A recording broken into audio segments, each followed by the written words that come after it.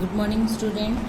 आज हम अपनी 10th की क्षितिज बुक से के गद्य भाग से पाठ 6 का अध्ययन करेंगे, जिसके लेखक रामधारी सिंह दिनकर है और जिसके पाठ का नाम, इनके लेख का जो नाम है वो ईशा तू न गई मेरे मन से है।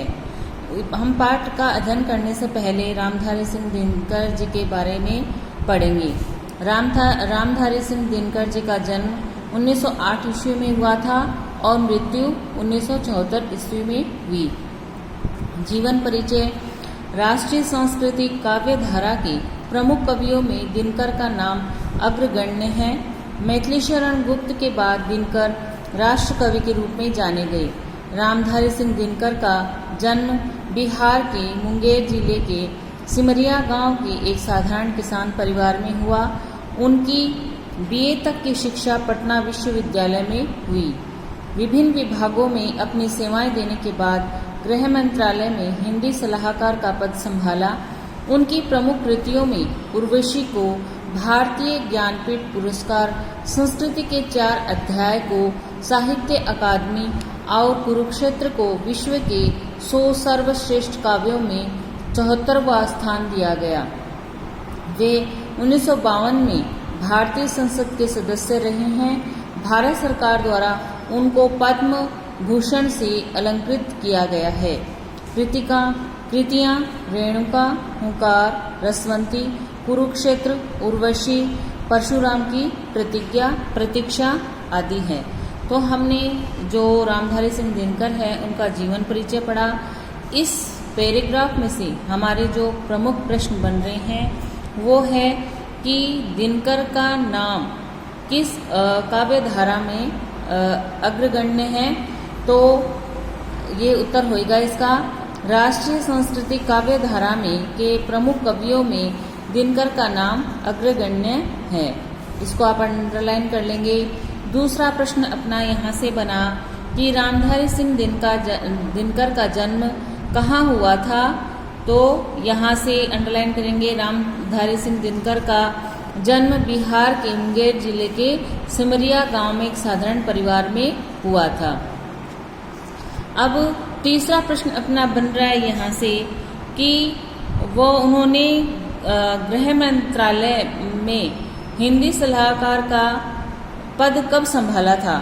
जो उन्होंने विभिन्न विभागों में अपनी सेवाएं देने के बाद गृह मंत्रालय में हिंदी सलाहकार का पद संभाला था, कि उन्होंने अनेक विभागों में अपनी सेवाएं दी और उसके बाद में हिंदी सलाहकार का पद गृह मंत्रालय में संभाला था।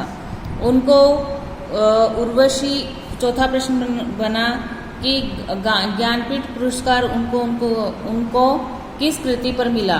तो उनकी प्रमुख कृतियों में से उर्वशी को भारतीय ज्ञानपीठ पुरस्कार मिला और फिर उनके जो कुरुक्षेत्र को विश्व के 100 सर्वश्रेष्ठ काव्यों में 74वां स्थान दिया गया। कुरुक्षेत्र को विश्व के कौन से काव्यों में, तो 100 सर्वश्रेष्ठ काव्यों में 74वां स्थान दिया गया। इसको भी अंडरलाइन कर लेंगे आप।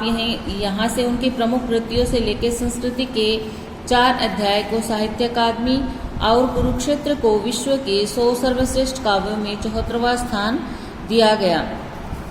यहाँ तक अंडरलाइन कर लेंगे। फिर प्रश्न यहाँ से भी बन रहा है कि वो भारतीय संसद के सदस्य कब रहे। तो 1952 में भारतीय संसद के सदस्य रहे थे और भारत सरकार द्वारा उनको कौन सा पुरस्कार दिया गया। भारत सरकार द्वारा उनको पद्म भूषण से अलंकृत किया गया। इसको भी अंडरलाइन कर लेंगे।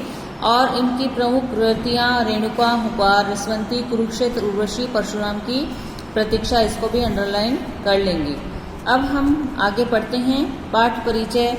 ईर्ष्या तू न गई मेरे मन में से पाठ अर्धनारीश्वर पुस्तक से संकलित किया गया है। अब प्रश्न यहाँ से भी बना कि ईर्ष्या न तू गई मेरे मन से जो पाठ है वो कहाँ से लिया गया है। तो इसका उत्तर होगा, ईर्ष्या तू न गई मेरे मन से पाठ अर्धनारीश्वर पुस्तक से संकलित किया गया है। अंडरलाइन कर लेंगे इसको। 1 नंबर का प्रश्न है अपना।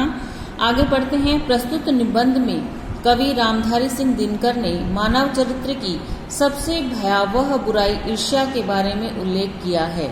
कवि ने ईर्ष्यालु मनुष्य के चरित्र की कमजोरियों को उदाहरण के साथ बखूबी स्पष्ट किया है कि किस प्रकार ईर्ष्यालु व्यक्ति अपने पास उपलब्ध साधनों से आनंद न उठाकर दूसरों के पास उपलब्ध साधनों से कुढ़कर अपने जीवन मूल्यों का ह्रास करता है।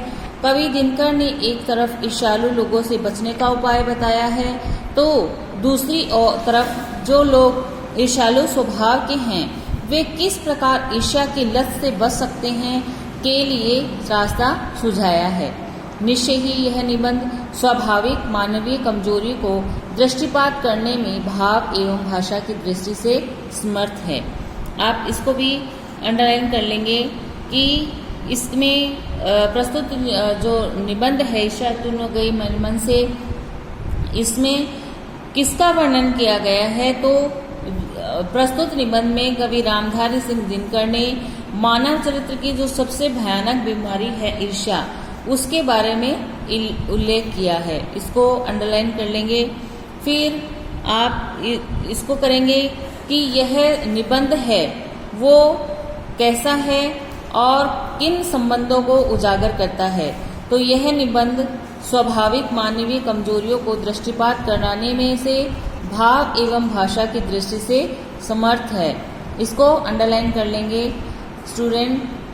हाँ, हम इतना पढ़ते हैं। आगे दूसरे सेकंड पार्ट में हम इसको ईर्ष्या न तू गई मेरे मन को निबंध को पढ़ेंगे।